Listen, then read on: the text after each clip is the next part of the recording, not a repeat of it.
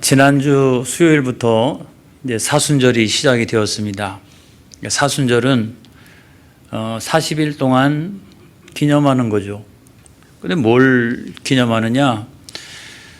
예수님께서 우리 죄를 대속하시기 위하여 십자가 고난을 당하셨는데 그거를 우리가 기념하는 거죠. 제가 이렇게 스톨의 색깔을 보라색으로 하고 있는 것도 고난을 상징하고 있는 겁니다. 이 기간을 지나면서 우리가 가장 중요하게 해야 할 것이 무엇일까요? 그거는 우리의 죄를 돌아보고 또 참회하고 회개하는 일이라고 생각합니다. 목사님은 왜 우리를 축복 안 하시고 늘 회개를 강조하십니까? 그거는 뭘 잘 몰라서 하는 이야기예요. 이 회개가 가지고 있는 영적인 유익이 있어요. 우리가 죄로 말미암아서 내 영혼이 죽게 되면 그거를 살릴 수 있는 방법은 회개밖에 없어요. 우리가 죄로 말미암아서 하나님과 우리의 관계가 멀어졌으면 그 하나님과의 관계를 가까이 할 수 있는 유일한 방법은 회개밖에 없어요. 그래서 이 40일 기간 동안에 그와 같은 영적인 유익이 있기를 주님의 이름으로 축원합니다. 그래서 오늘은 제가 죄에 대해서 설교를 하려고 그래요. 뭐에 대해서? 죄에 대해서. 제목이 참 부담스럽다는 생각이 듭니다. 그런데 우리가 일반적으로 죄라고 하는 건 뭐냐? 우리가 십계명을 떠올릴 때가 참 많이 있어요. 나 위에는 다른 신을 섬기지 마라. 또 우상을 만들지 마라. 여호와의 이름을 망령되이 일컫지 마라. 안식일을 잘 지켜라. 내 부모를 공경하라. 살인하지 말라. 또 간음하지 말라. 도둑질하지 말라. 거짓 증거하지 말라. 내 이웃의 물건을 탐하지 말라. 이런 내용이잖아요. 그래서 계명을 안 지키는 것이 죄구나. 이건 아주 똑떨어지게 우리가 이해할 수 있는데, 제가 오늘 설교하려고 하는 중요한 내용은 뭐냐면, 우리가 이게 죄인가? 이거를 우리가 죄라고 생각할 수 있나? 라고 하는 범주의 죄에 대하여 제가 말씀을 드리면서 함께 은혜를 나누고자 합니다. 인간의 입장에서 볼 때는 죄가 아닌데 하나님의 입장에서는 그 분명히 죄라고 이야기하는 또 다른 영역이 있다는 거죠. 우리가 자칫 잘못하면 소홀히 여길 수 있는 그런 어떤 범주의 죄에 대하여 이 시간 함께 은혜를 나누고자 합니다. 그 가장 대표적인 경우가 누구냐? 르우벤 지파와 갓 지파의 죄예요. 여러분, 이스라엘 백성들은 출애굽을 해서 광야 40년을 지납니다. 그리고 마침내는 이제 요단강만 건너면 가나안 땅에 들어가는 거기까지 오게 된 거예요. 거기를 와가지고 가장 먼저 한 일은 뭐냐면 두 번째 인구 조사를 합니다. 근데 그 인구 조사의 목적이 뭐냐? 이제 가나안 땅에 들어가면 정복 전쟁을 해야 되니까 싸움에 나갈 만한 사람이 얼마나 있느냐 하는 것을 계수하는 일이었죠. 그리고 또 다른 하나는 뭐냐면 그 가나안 정복 전쟁을 다 마치고 나면 어떻게 이 땅을 인구수대로 배분할 것인가? 그것 때문에 계수를 한 거예요. 지금 그 앞에 서 있는 이스라엘 백성들의 입장에서 보면 얼마나 마음이 설레일까 싶어요. 이제 요단강만 건너면 가나안 땅에 들어가게 되니까 얼마나 마음이 설렙니까? 지금까지도 거칠 것이 없이 여기까지 왔어요, 여러분. 적어도 홍해 바다에서 턴을 하고 난 다음에는 모압 광야를 향해서 올라올 때 단 한 번도 싸움에서 지지 않았어요. 아모리 족속하고 싸웠죠. 바산 족속하고 싸웠죠. 그리고 맨 마지막에는 미디안 사람들하고 싸웠습니다. 근데 이 미디안 사람들은 하나님께서 특별히 명령하세요. 그 미디안 사람들은 아주 완전하게 진멸해라. 그렇게 말씀하셨어요. 그게 왜 그랬을까? 여러분, 우리가 어떤 죄를 지면 그 죄를 짓는 사람도 나쁘지만 그 죄를 짓도록 사주하는 게 더 나쁘잖아요. 하나님이 미워하시는 것은 죄의 뿌리를 미워하세요. 죄의 근원을 미워하세요. 그래서 나중에 보면은 사단 마귀를 붙들어다가 영원히 꺼지지 않는 지옥불에다가 던져 넣는 그 최후의 심판을 하시는 이유가 뭐냐면 그 사단이 모든 그 죄의 근원이기 때문에 그렇습니다. 죄의 뿌리가 되기 때문에 그렇다는 거예요. 그래서 이 미디안 사람들을 거의 가축이니 사람이니 친척이니 할 것 없이 완전히 진멸시키는데 앞장을 서게 되는 거죠. 이와 같이 거칠 것이 없었어요. 그 다음에 가나안 땅에 들어가도 마찬가지죠. 가나안 땅에 들어가서도 그 하나님이 약속하신 땅이니까 또 하나님께서 은혜로 주신 땅이니까 그 땅에 가서도 질 수가 없어요. 승리하도록 되어져 있는 그 전쟁을 이들이 하고 있는 것이죠, 여러분. 이제 요단강만 건너면 되는 건데 이 모압 평지에서 이들이 문제를 일으킵니다. 르우벤 지파하고 갓 지파가 이렇게 보니까 요단 동편에 있는 땅이 좋아 보이는 거예요. 이것이 문제잖아요. 그런데 제가 생각을 해봐도 그럴 것 같아요. 왜냐하면 요단 동편은 그 옛날에 아브라함과 롯 사이에 가축이 많아가지고 서로 헤어지려고 했을 때 롯이 선택했던 땅이 거기잖아요. 가나안 땅은 황량해 보이고 요단 동편은 기름져 보이고 그러니까 롯이 선택한 거 아니겠어요?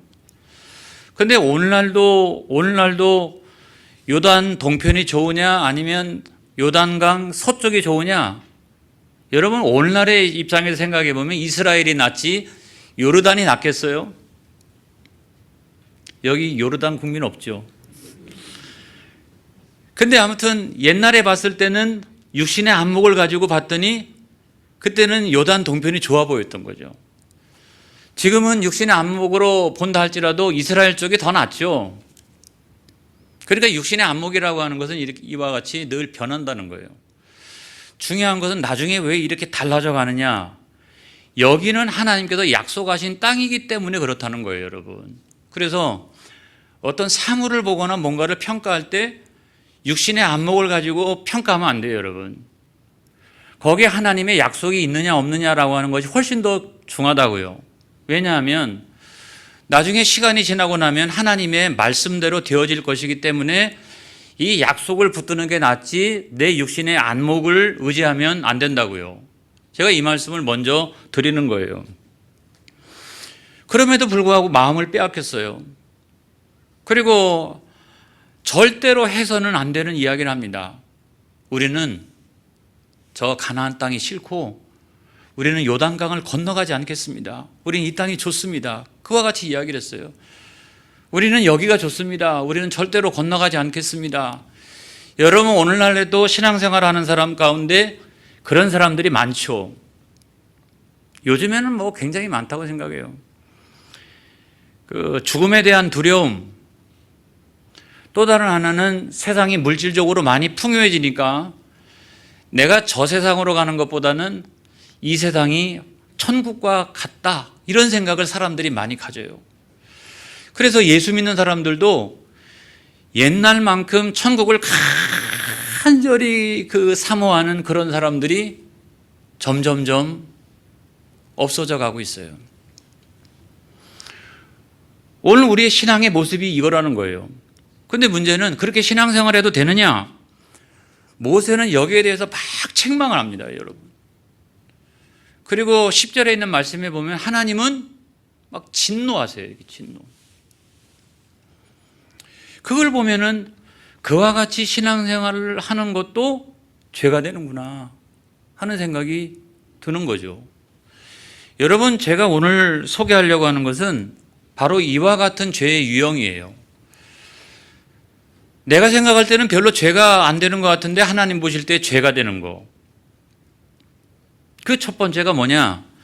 천국을 간절히 사모하지 않는 것도 죄가 된다는 겁니다. 여러분, 여기 5절에 있는 말씀에 보면은 이들이 이렇게 이야기를 합니다. 또 이르되 우리가 만일 당신에게 은혜를 입었으면 이 땅을 당신의 종들에게 그들의 소유로 주시고 우리에게 요단강을 건너지 않게 하소서. 그와 같이 이야기를 하고 있잖아요. 우리가 모세 당신한테 은혜를 입었다는 거예요. 그런데 기실 따지고 보면 모세에게 은혜를 입은 게 아니라 하나님께 은혜를 입은 거죠. 그래서 하나님께 은혜를 입어서 이제는 요단강만 건너가면 들어갈 거기까지 도착을 한 거죠. 이게 전적으로 하나님의 은혜인 줄로 믿습니다. 할렐루야. 하나님의 은혜가 아니고서는 여기까지 올 수가 없어요, 여러분.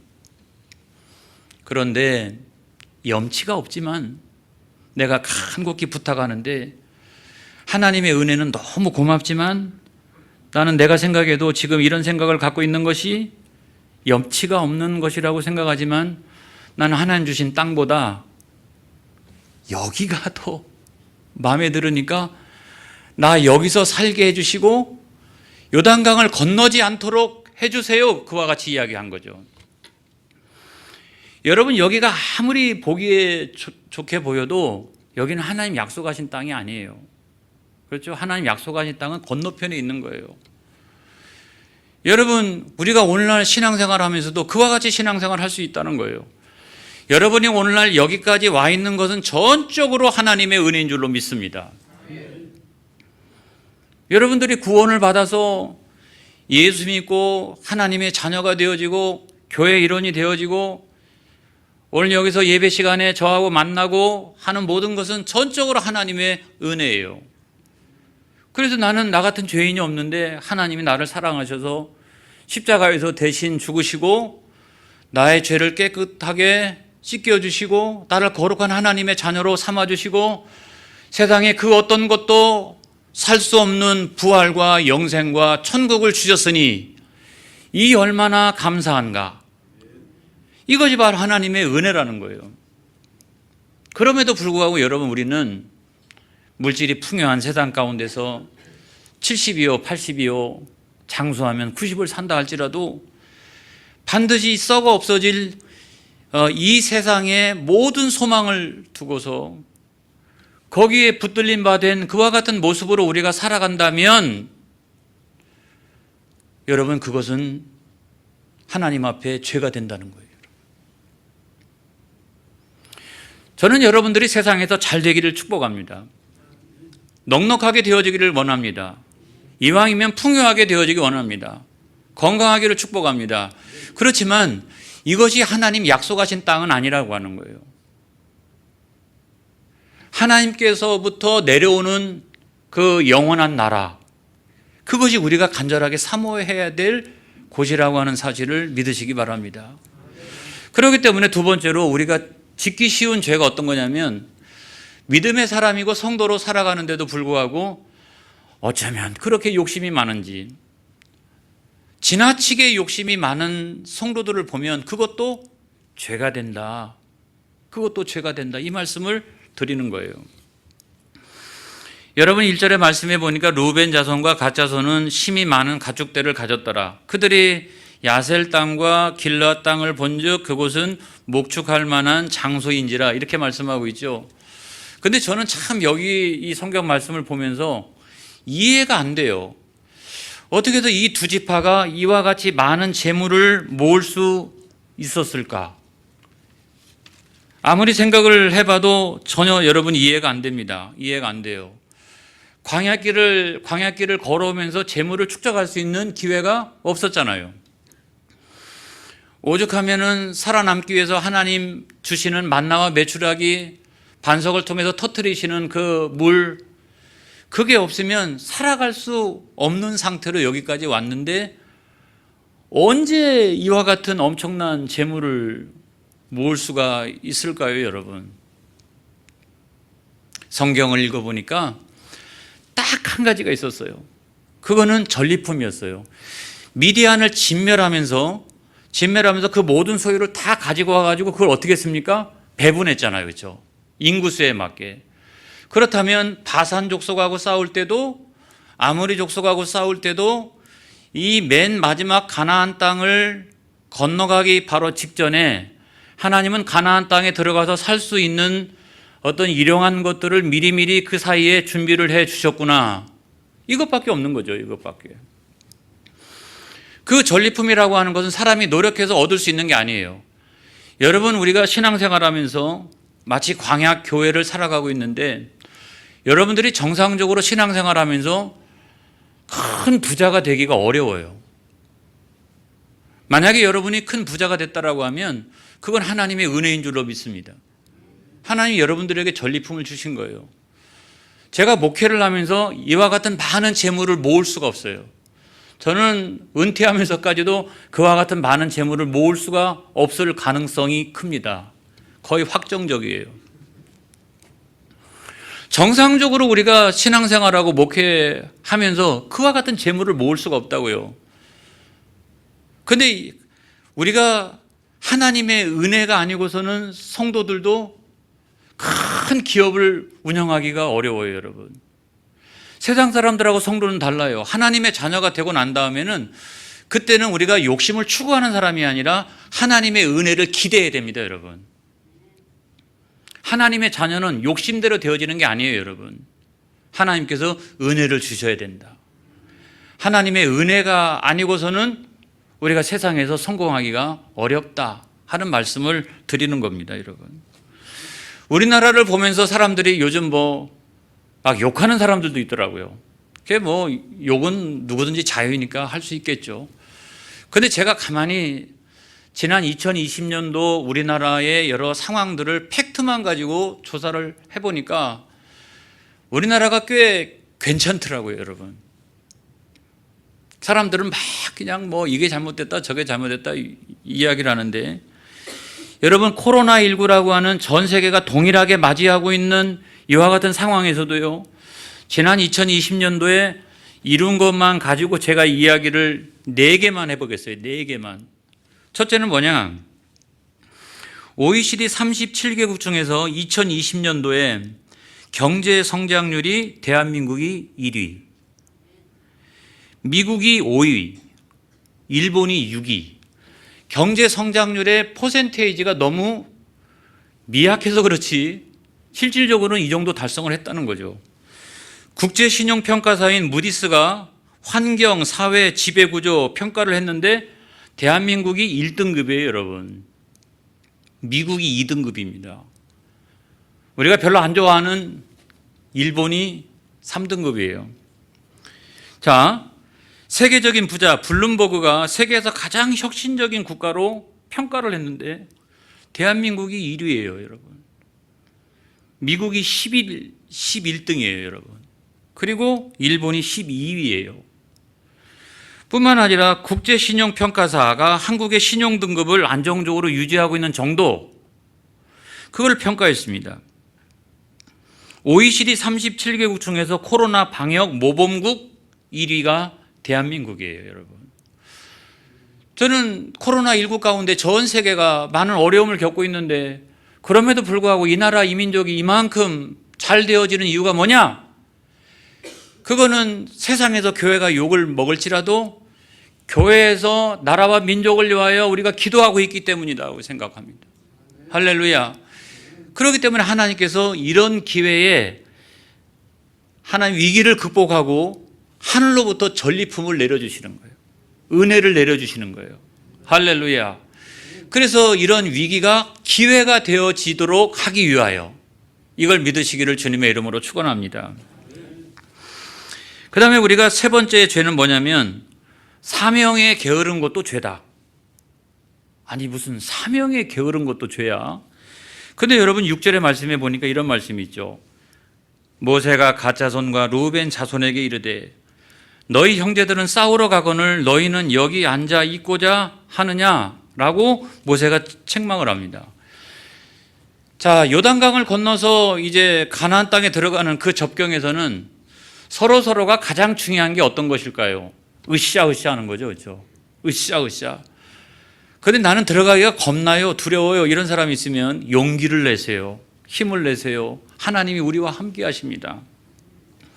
내가 당신을 위해서 기도해 줄게요. 이런 것들이 필요하지 않겠어요? 근데 너희들은 다 싸우러 가. 나는 안 가. 나는 여기가 좋아.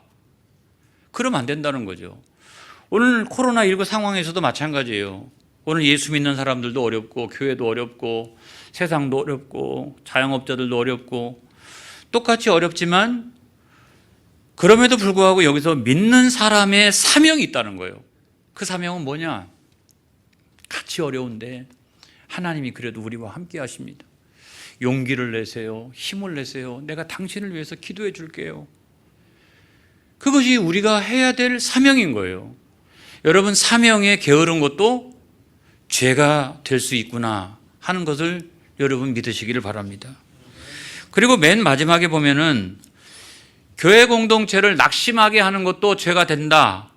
여러분 7절의 말씀해 보니까 너희가 어찌하여 이스라엘 자손에게 낙심하게 하여서 여호와께서 그들에게 주신 땅으로 건너갈 수 없게 하느냐라고 이야기하고 있잖아요.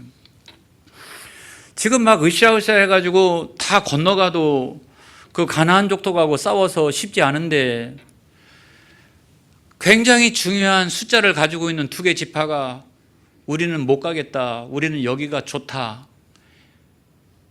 서로 격려하고 그래도 시원치 않은데 우리는 못 가니까 너희들끼리 가라. 그렇게 되어진다라고 하면 이것이 나머지 모든 지파들한테 얼마나 낙심이 되겠어요. 가서 열심히 싸우세요. 나는 여기가 좋아요. 신앙생활을 왜 그렇게 불편하게 하세요? 편하게 하시지. 뭘 그렇게 헌신하고 충성하고 그렇게 하세요? 대충 하시지. 이게 신앙생활 하는 겁니다. 그리고 이렇게 해도 세상에 더 잘 되잖아요. 날 보세요. 그와 같은 영향력이 다른 사람들한테 다른 사람의 신앙을 갉아먹고 낙심하게 하는 굉장히 중요한 죄가 되어질 수 있다는 사실을 우리는 알아야 되는 거예요. 여러분. 더 나가서 폐역하면 안 됩니다. 예를 들어 보면 교회가 으쌰으쌰 할 때 같이 협력하고 교회의 어떤 공력을 빼앗기면 안 되는 거예요. 서로 힘을 모아가지고 교회가 앞으로 나가는 일에 있어서 우리가 그거를 회방하거나 그러면 결코 안 된다 이런 말이죠. 그래서 그와 같은 것도 죄가 된다. 어떻게 해서 그것이 죄라고 하는 걸 알 수가 있느냐? 모세가 책망하잖아요. 죄가 아니면 책망하겠어요? 하나님이 진노하시잖아요. 죄가 아니면 진노하시겠어요? 그것이 명백하게 그것이 죄가 되어질 수 있다 하는 것을 오늘 성경 말씀이 우리에게 들려주고 있는 겁니다. 사랑하는 성도 여러분, 이와 같은 것도 죄가 되어질 수 있다는 사실을 믿으시기 바랍니다. 그래서 10절의 말씀에 보면 하나님은 진노하셨죠. 그리고 15절의 말씀에 보면 여호와께서 다시 이 백성을 광야에 버리시리니, 이걸 다시 버려버릴까? 너희가 이 모든 백성을 멸망시키리라. 다시 멸망을 시켜버릴까? 그런 마음이 들 만큼 이와 같은 죄는 우리가 십계명에 해당하는 그와 같은 죄가 아니라 할지라도 이것이 또 다른 유형의 하나님 앞에 명백한 죄가 되어질 수 있다는 사실을 믿으시기를 바랍니다. 근데 정말로 감사한 건 뭐냐면 그와 같이 막 책망하니까 이 두 개 지파가 책망을 받고 돌이켰다는 거예요. 할렐루야. 저는 얼마나 좋은지 알 수가 없어요. 그 책망을 받고서 돌이켰다고 하는 사실이 중요한 거예요. 그래서 어떻게 했느냐? 그 회개가 진짜냐 아니냐 그걸 알 수 있는 두 가지 약속을 하는데, 한 가지 약속은 이런 거죠. 자, 우리가 우리의 기업이나 또 가축이나 아이들이나 다 여기서 살 수 있도록 하고, 그러고 난 다음에 우리는 건너가서 원수들과 싸우는데 우리가 선봉에 서가지고 싸우겠다. 그리고 나머지 지파들이 기업을 다 차지할 때까지 우리가 절대로 그 중간에 돌아오지 않겠다. 이 약속을 했어요. 두 번째 약속은 뭐냐? 우리가 거기 가서 열심히 노력을 해가지고 땅을 차지한다 할지라도 거기서 땅을 달라고 하지 않겠다. 우리는 이미 여기서 은혜를 받았으니 거기서 새로운 은혜를 구하지 않겠다. 여러분, 우리가 신앙생활 하면서 내가 다른 사람에 비해서 하나님께로부터 많이 받은 은혜와 전리품이 있다라고 하면 여러분, 이제는 여러분들이 앞장서서 싸워나가는 저와 여러분이 되어지기를 바랍니다. 그것 때문에 하나님께서 먼저 은혜를 주신 거예요. 물질도 주시고 잘 될 수 있도록 해주시고, 그렇기 때문에 내가 그런 은혜를 받았다라고 하면 우리는 영적인 전쟁에서 선봉에 설 줄 아는 저와 여러분이 되어지기를 축복합니다. 할렐루야. 그래서 이들이 진짜로 회개하니까 여러분 22절의 말씀에 보면 그 땅이 여호와 앞에 복종하게 하시기까지 싸우면 여호와 앞에서나 이스라엘 앞에서나 하나님 앞에서나 교회 공동체 앞에서나 그 다음 무죄하여 그랬잖아요. 여러분, 회개하고 돌아오면 무죄한 거예요. 회개하고 돌아오면 무죄한 거예요. 그런데 23절에 있는 말씀에는 너희가 만일 그같이 아니하면 여호와께 그 다음 범죄하게 되는 거예요. 회개하지 아니하면 범죄가 된다는 거죠. 근데 문제는 뭐냐?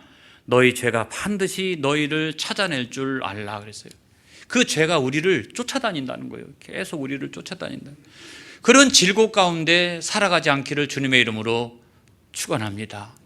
우리 교회는 그와 같은 성도들이 단 한 성도도 없기를 주님의 이름으로 축원합니다. 그래서 죄를 지었던 자들도 회개하고 돌아왔죠. 나머지는 미리 영적인 전쟁을 수행하려고 준비하고 있었죠. 그렇게 되다 보니까 결론은 뭐냐? 결론은 이 12지파가 다 들어가게 되었다는 거예요. 그래서 27절의 말씀에 보니까 종들은 우리 주의 말씀대로 무장하고 여호와 앞에서 다 건너가서 싸우리이다. 할렐루야. 이게 교회 아닙니까? 이게 교회 아닌가요? 해서 죄 지은 사람은 회개하고 돌아오고 나머지 사람들은 영적인 전투를 준비했다가 마침내는 요단강을 건너서 하나님 약속하신 그곳까지 이르는 것이 교회 공동체 아니겠어요? 여러분, 저는 이와 같은 교회가 우리 덕천교회가 되어지기를 축복합니다. 할렐루야. 기도하겠습니다.